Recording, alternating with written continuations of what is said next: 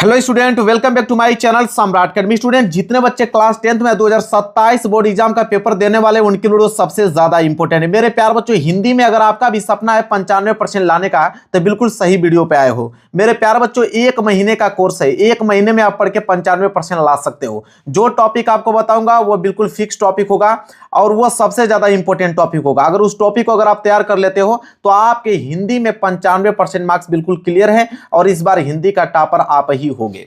मेरे प्यारों, जो हिंदी की अगर हम बात करें तो हिंदी को मैंने 4 भागों में डिवाइड किया हुआ है। और रह गई बात पास होने का, तो किसी एक भाग को आप पढ़ के पास हो जाओगे। यहां पे 4 भागों में डिवाइड किया हूं, कोई एक भाग उठा लो।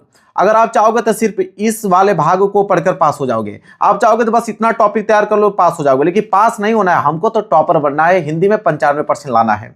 देखिए, 4 भागों में मैंने डिवाइड किया है। सबसे पहले मैंने निबंध और पत्र लेखन और जीवन परिचय को एक साइड लिया है और वो कितना नंबर देकर जाएगा? आपको देकर जाएगा 21 नंबर। टोटल 21 नंबर देकर जाएगा। मात्र 3 टॉपिक। यहां पे आपके निबंध हैं, निबंध के बाद आता है आप लोगों का पत्र लेखन, पत्र लेखन के बाद आता है आप लोगों का जीवन परिचय। आप देख पा रहे हो, निबंध आपके पेपर में कितने नंबर के लिए पूछा जाता है? 7 नंबर के लिए निबंध पूछा जाता है। पत्र लेखन की बात करें, 4 नंबर का पत्र लेखन पूछा जाता है। और जीवन परिचय जो है मेरे प्यार बच्चों, वो 10 नंबर का पूछा जाता है। 5 नंबर कवि का, 5 नंबर लेखक का, तो 10 नंबर यहां से जीवन परिचय। टोटल 21 नंबर तैयार हो जाएगा। और बताने वाला भी हूं कि कौन सा निबंध आप पढ़ के जाओगे, कौन सा पत्र लेखन पढ़ के जाओगे, कौन सा जीवन परिचय याद करके जाओगे, सब कुछ डिटेल में बताने वाला हूं। इसके बाद 22 नंबर मात्र 2 टॉपिक से आ जाएगा, गद्यांश और पद्यांश। देखिए, गद्यांश देगा, 3 प्रश्न देगा, तो 6 नंबर का गद्यांश पूछेगा और 6 नंबर का पद्यांश। 3-3 प्रश्न पूछता है, जो कि 2-2 नंबर के हिसाब से 6 नंबर आपको मिल जाता है। तो गद्यांश और पद्यांश से 12 नंबर का इधर से क्लियर हो गया। और संस्कृत का गद और संस्कृत का पद पूछता है 5-5 नंबर का, तो यहां से आपके 10 नंबर क्लियर हो जाएंगे। तो यहां पे 12 नंबर और यहां पे 10, टोटल कितना नंबर हो गया? 22 नंबर। और बताने वाला भी हूं कि कौन से चैप्टर का पढ़ के आप लोगों को जाना है। इसके बाद अगर हम बात करें तो तीसरा खंड यहाँ पे है खंड काव्य, और इसके बाद श्लोक और संस्कृत के प्रश्न उत्तर। खंड काव्य की अगर हम बात करें तो खंड के श्लोक की अगर हम बात करें, श्लोक कितने नंबर के लिए पूछा जाता है? 2 नंबर के लिए पूछा जाता है। ठीक है। इसके बाद खंड काव्य की अगर हम बात करें तो खंड काव्य आपके पेपर में 3 नंबर के लिए पूछा जाता है और संस्कृत के प्रश्न उत्तर 2 नंबर के लिए पूछा जाता है। तो टोटल 3 2 5 2 7 नंबर यहां से क्लियर हो गया। और सबसे ज्यादा इंपॉर्टेंट जो है मेरे प्यारों, वो है आप लोगों के बहुविकल्पीय प्रश्न। तो बहुविकल्पीय प्रश्न टोटल 20 बहुविकल्पीय प्रश्न पूछता है, जो कि 20 नंबर के लिए पूछा जाता है। कौन सा क्वेश्चन पूछा जाता है सब कुछ क्लियर बताने वाला हूं। इतना टॉपिक अगर आप तैयार कर लेते हो 95% मार्क्स बिल्कुल क्लियर है। चलिए एक एक करके हम लोग यहां पे देखते हैं।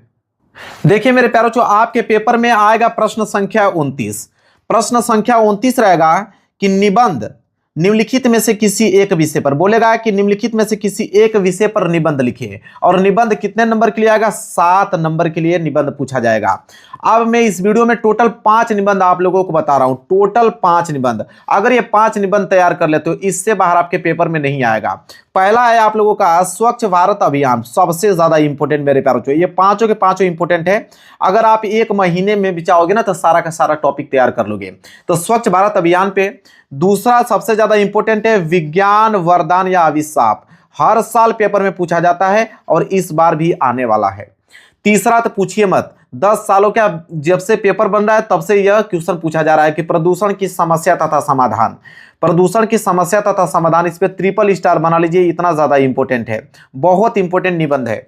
इसके बाद चौथा है कि बढ़ती जनसंख्या का कारण और निवारण बताइए, यह भी बहुत ज्यादा इंपॉर्टेंट है। अगर आप 5 तैयार कर लेते हो तो 5 में से कोई एक आएगा, 7 नंबर क्लियर हो जाएगा। और 5वां है कि आतंकवाद की समस्या और समाधान, यह भी बहुत इंपॉर्टेंट है। आपके पेपर में टोटल 5 निबंध रहेंगे और इन 5 में से कोई एक ही लिखना होता है। आप तो 5 तैयार कर रहे हो तो 5 में से कोई ना कोई एक तो मैच खा ही जाएगा, लेकिन इसी में से आएगा, इससे बाहर नहीं आता है। इतना ज्यादा इंपॉर्टेंट बता दिया हूं ना कि इतना अगर तैयार है 7 नंबर बिल्कुल फिक्स है। अभी लिख दे रहा हूं मैं, यह फिक्स है, इसको कोई रोक नहीं सकता है। बस आप तैयार कर लीजिए 5 के 5 निबंध। इसके बाद मेरे प्यारे बच्चों आएगा प्रश्न संख्या 30वां। आपके पेपर में देखिएगा प्रश्न संख्या जो 30 होगा वो होगा पत्र लेखन। पत्र लेखन की अगर हम बात करें तो बोलेगा कि निम्नलिखित में से किसी एक विषय पर आपको पत्र लेखन लिखना है। कितने नंबर के लिए पत्र लेखन आएगा? 4 नंबर के लिए पूछा जाता है। और पत्र लेखन 3 ही टाइप के होते हैं, 3 प्रकार के पत्र लेखन एग्जामिनर जो होता है पूछता है। पहला नियुक्ति आवेदन पत्र, नियुक्ति आवेदन पत्र। दूसरा होता है कि बैंक से किसी व्यवसाय के लिए ऋण प्राप्त करने का आवेदन पत्र। अगर बैंक से कोई भी लोन ले रहे हो, चाहे वो किसी भी व्यवसाय के लिए, आप मुर्गी पालन के लिए, मछली पालन के लिए या कृषि के लिए, किसी भी व्यवसाय के लिए अगर आपको ऋण प्राप्त करना है तो बैंक को कैसे आप एक पत्र लेखन लिखोगे। इसके बाद है कि अपने नगर या गांव की सफाई हेतु संबंधित अधिकारी को प्रार्थना पत्र। अगर आपकी गांव की सफाई नहीं हुई है, किसी कारणवश गंदगी फैली हुई है और उसके कारण से कई प्रकार की बीमारियां उत्पन्न हो रही हैं, तो आप आपने नगर के जो स्वास्थ्य अधिकारी होंगे उसको प्रार्थना पत्र कैसे आप लिखोगे। तो 3 ही टाइप के आते हैं। अगर तीनों टाइप के एक एक भी तैयार कर लेते हो ना, तो उसके रिलेटेड जितना भी आएगा आप उसको बनाकर लिख दोगे और 4 नंबर यहां से क्लियर हो जाएगा। इतना ध्यान रखिए कि 3 ही टाइप के पूछे जाते हैं। इसके बाद ये तो पूछिए मत, कितना ज्यादा सिंपल है। प्रश्न संख्या 26, ये तो फिक्स टॉपिक है, हर एक बच्चों को याद होगा। प्रश्न संख्या 26 का क है कि जीवन परिचय, वो भी किसका, लेखक का जीवन परिचय। तो लेखक का जीवन परिचय आप देख सकते हो 3 ही मैं बताऊंगा, मात्र 3 लोगों का बताऊंगा, इन्हीं 3 लोगों में से आएगा। पहला है डॉक्टर राजेंद्र प्रसाद, बहुत ज्यादा इंपॉर्टेंट है, डॉक्टर राजेंद्र प्रसाद जी का। इसके बाद आप देखिए जयशंकर प्रसाद जी का। इसके बाद तीसरा देखिए आचार्य रामचंद्र शुक्ल जी का। 3 लोगों का अगर याद कर लेते हो, और याद रहे रचना सहित, रचनाएं आपको याद करना, इतना बात याद रखिएगा, रचनाएं पे 2 नंबर मिलता है और 3 नंबर जीवन परिचय पे। तो रचना सहित आप लोगों को याद करना, इस बात की जानकारी होनी चाहिए आप लोगों को, यह नहीं कि रचना छोड़ दोगे तो 2 नंबर कट जाएगा। इसके बाद 26 का ख आता है, जीवन परिचय ही होता है, लेकिन किसका, कवि का होता है, और कवि का जीवन परिचय भी 5 नंबर ही देकर जाएगा, ठीक है। और 3 लोगों का मैं बताऊंगा, 3 लोग बहुत इंपॉर्टेंट हैं जो कि हर साल आते हैं। पहला है गोस्वामी तुलसीदास जी, दूसरा है सुमित्रानंद पंत जी, और तीसरा है महाकवि सूरदास जी। अगर इन तीनों लोगों को याद कर लिए, वो भी रचनाएं सहित, क्योंकि मैंने आपको बताया कि रचना पे कितने नंबर मिलता है, रचनाएं पे 3 नंबर मिलता है, ठीक है। अरे 3 नंबर, सॉरी कह रहा हूं, 2 नंबर मिलता है। तो रचना पे 2 नंबर, 3 नंबर जीवन परिचय पे, टोटल 5 नंबर यहां से क्लियर हो जाएगा। इसके बाद प्रश्न संख्या 21 आएगा, महत्वपूर्ण गद्यांश। गद्यांश आता है 6 नंबर के लिए। 3 प्रश्न होते हैं। कितने प्रश्न होते हैं, 3 प्रश्न। एक गद्यांश देगा, उसके नीचे 3 प्रश्न देगा, और हर एक प्रश्न 2-2 नंबर का रहेगा, हर एक प्रश्न 2-2 नंबर का रहेगा, जो कि 6 नंबर देकर जाएगा आप लोगों को। 3 चैप्टर बताऊंगा, 3 चैप्टर का नाम बताऊंगा, याद कर लीजिए। मित्रता चैप्टर के जितने गद्यांश है महत्वपूर्ण वाले, उनको रट डालिए और मैं उनको करा भी दूंगा, ठीक है। और ममता चैप्टर के, और तीसरा है भारतीय संस्कृति चैप्टर के। 3 ही चैप्टर अगर आप तैयार कर लेते हो तो समझिए कि यहां से 6 नंबर आप लोगों का बिल्कुल क्लियर है। इन्हीं तीनों चैप्टरों में से सबसे ज्यादा क्या 90% पूछा जाता है, 90% गद्यांश जो होता है वो इन्हीं तीनों चैप्टरों से उठकर आता है। गद्यांश की अगर हम बात करें कि गद्यांश 6 नंबर का, सेम आएगा पद्यांश। पद्यांश भी 6 नंबर का ही पूछा जाता है। प्रश्न संख्या 22, प्रश्न संख्या 21 हमने देखा जो कि गद्यांश था 6 नंबर का। प्रश्न संख्या 22 पद्यांश रहेगा, वो भी कितना नंबर का, 6 नंबर का। इसके नीचे भी 3 ही प्रश्न होते हैं, 2-2 नंबर के हिसाब से 6 नंबर मिलता है। देखिए सूरदास जी का जितना महत्वपूर्ण पद्यांश है याद कर लीजिए, तुलसीदास जी का और राम नरेश त्रिपाठी, इन्हीं तीनों लोगों के पद्यांश एग्जाम में पूछा जाता है। इतना बात आप याद रखिएगा। इतना अगर तैयार है तो 6 नंबर बिल्कुल मेरे प्यारे बच्चों आप लोगों का क्लियर है। आगे प्रश्न संख्या 23, प्रश्न संख्या 23 है कि संस्कृत के गद्यांश और पद्यांश। तो देखिए संस्कृत के गद्यांश और पद्यांश 10 नंबर के लिए पूछे जाते हैं। संस्कृत का गद्यांश 5 नंबर के लिए पूछा जाता है, संस्कृत का पद्यांश 5 नंबर के लिए पूछा जाता है, और संदर्भ सहित हिंदी में अनुवाद करने के लिए पूछता है कि संदर्भ लिखिए और उसका हिंदी में अनुवाद कीजिए। 2 चैप्टर बताऊंगा जो कि गद और पद दोनों का सेम ही है। वाराणसी चैप्टर का गद्यांश और वाराणसी चैप्टर का पद्यांश याद कर लीजिएगा। भारतीय संस्कृति चैप्टर का गद्यांश और भारतीय संस्कृति चैप्टर का पद्यांश, नाम दोनों का सेम है, ठीक है। गद्यांश में भी यही चैप्टर मिलेंगे आपको, पद्यांश में भी यही चैप्टर आपको मिलेंगे। इनके जितने महत्वपूर्ण गद्यांश और पद्यांश हैं उनको याद कर लीजिएगा, और मैं करा भी दूंगा आप लोगों को। 10 नंबर यहां से क्लियर हो गया मात्र 2 चैप्टर से। इसके बाद आएगा प्रश्न संख्या 25। प्रश्न संख्या 25 क्या है कि अपने पठित खंड काव्य के आधार पर निम्नलिखित प्रश्नों में से किसी एक प्रश्न का उत्तर दीजिए। 3 नंबर के लिए मेरे प्यारे बच्चों। खंड काव्य जिला वाइज पूछा जाता है, इतना याद रखिएगा। खंड काव्य जो होता है वो जिला वाइज पूछा जाता है कि आप किस डिस्ट्रिक्ट से बिलोंग करते हो तो कौन सा खंड काव्य आपको पढ़ के जाना है, और वही एग्जाम में आप लोगों को करना है। कोई दूसरा कर दोगे एक नंबर एग्जामिनर नहीं देगा आप लोगों को।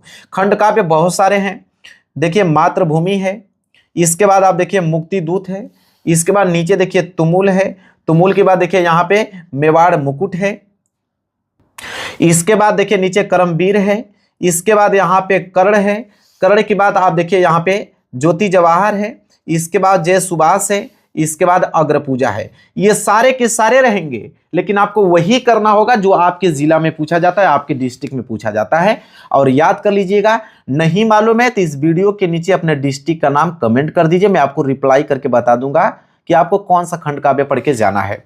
इसके बाद श्लोक, ये तो फ्री के नंबर हैं, 2 नंबर का श्लोक आता है, फ्री के नंबर हैं, और श्लोक में लिख के लेकर आया भी हूं, बहुत आसान आसान लिख के लेकर आ रहा हूं। पहला देखिए, पहला श्लोक यह है आपका, दूसरा श्लोक पहला है कि बंधम मरणम वापी जयो वापी परज्या उभयत्र समो वीर वीर बाओ ही वीरता। देखिए तुरंत याद हो गया, इसको लिख के चले आइएगा, 2 नंबर आपको मिल जाएगा। इसके बाद है कि सर्वे भवन्तु सुखिनम सर्वे सन्तु निराम्या सर्वे बद्याणु पश्यन्तु मा कश्चित् दुख भाग भवेत्। तो 2 मैंने श्लोक बता दिया, दोनों श्लोक याद कर लीजिए और बहुत सिंपल हैं, ठीक है। आराम से आप लोगों के 2 नंबर क्लियर हो जाएंगे।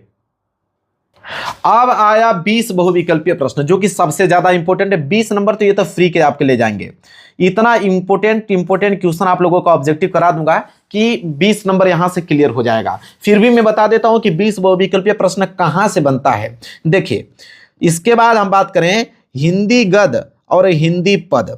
हिंदी गद्य में आपको शुक्ल युग और शुक्लयुत्तर युग बिल्कुल याद होना चाहिए। तो हिंदी गद्य से 5 नंबर के लिए बहुविकल्पीय प्रश्न बनते हैं, और हिंदी पद से, जिसमें रीति काल आएगा और आधुनिक काल आएगा, इससे 5 नंबर के बहुविकल्पीय प्रश्न बनते हैं। तो अगर हिंदी गद्य के और हिंदी पद के सभी महत्वपूर्ण ऑब्जेक्टिव प्रश्न तैयार कर लेते हो, 10 नंबर यहां से क्लियर हो जाएगा। इसके बाद आप देखिए, रस की बात करें तो रस में करुण रस, हास्य रस का उदाहरण पूछता है, और 1 नंबर रस से आपको मिलेंगे। रस से 1 नंबर का प्रश्न बनता है आपके पेपर में। अलंकार की हम बात करें, या तो अर्थालंकार, उपमा अलंकार, रूपक अलंकार, उत्प्रेक्षा अलंकार, उदाहरण पूछता है कि ये किसका उदाहरण है। उदाहरण दे देगा, पूछेगा कि अर्थालंकार का उदाहरण है कि उपमा अलंकार का, या रूपक या उत्प्रेक्षा। यहां से कितने नंबर के लिए प्रश्न बनेंगे? 1 नंबर के लिए प्रश्न बनेंगे। और छंद से 1 नंबर के लिए प्रश्न बनता है। टोटल देखिए 3 नंबर यहां से क्लियर हो जाएंगे। रस, छंद, अलंकार से 3 नंबर के प्रश्न बनते हैं, 1-1 नंबर के हिसाब से। चौथा टॉपिक है हिंदी व्याकरण। हिंदी व्याकरण में आपको पूछता है उपसर्ग। उपसर्ग जो है आपके एग्जाम में 1 नंबर के लिए आएगा। वो भी बता देता हूं कौन सा उपसर्ग आएगा, या तो अ का आएगा, या तो अन का, या तो अधि का, या तो अप का, या तो स का, या तो निर का, या तो अभि का, या तो परु का, या तो सु का। समास की अगर हम बात करें, या तो आपसे द्वंद्व समास पूछेगा, या तो द्विगु समास, कर्मधारय या बहुव्रीहि समास, 1 नंबर यहां से बनेगा। और या तो तद्भव पूछ ले, या तो आपसे तत्सम पूछ ले, या तो पर्यायवाची शब्द, 1 नंबर के लिए। पर्यायवाची पूछेगा 1 नंबर का, पर्यायवाची नहीं देगा तो तत्सम पक्का पूछेगा 1 नंबर, यह नहीं देगा तो तद्भव। मतलब इन तीनों में से कोई एक ही पूछेगा जो कि 1 नंबर के लिए रहेगा। 3 नंबर यहां से भी आप लोगों का क्लियर हो गया। इसके बाद 5वां टॉपिक देखिए, 5वां टॉपिक है संस्कृत के व्याकरण से। सर्वनाम पूछता है, ठीक है। तद शब्द और युष्मद शब्द का मैं बता देता हूं, 1 नंबर तो यहां से ही क्लियर हो गया। वाक्य का स्वरूप, कैसा वाक्य, सरल वाक्य है, ठीक है, कि मिश्रित वाक्य है, ऐसे पूछता है। मैं बहुत सारे ऑब्जेक्टिव क्वेश्चन करा दूंगा आप लोगों को। वाच्य से प्रश्न बनता है, प्रयोग और वाच्य परिवर्तन से 1 नंबर यहां से क्लियर हो जाएगा। इसके बाद पद परिचय से पूछता है कि विकारी शब्द है या अविकारी शब्द है, 1 नंबर यहां से क्लियर हो जाएगा। तो टोटल आपके कितने, 70 में 70 नंबर बिल्कुल मैंने क्या कर दिया, क्लियर कर दिया। अगर आपको हिंदी में 95% ला के टॉपर बनना है तो इतना बात याद रखिए, जो टॉपिक मैंने बता दिया उस टॉपिक को आप आंख बंद करके तैयार कर लीजिए। वीडियो अगर पसंद आए तो वीडियो को जरूर लाइक कर दीजिएगा। चैनल पर नए होंगे तो चैनल को जरूर सब्सक्राइब कर लीजिएगा। मिलेंगे एक प्यारे से नेक्स्ट वीडियो में, तब तक के लिए धन्यवाद।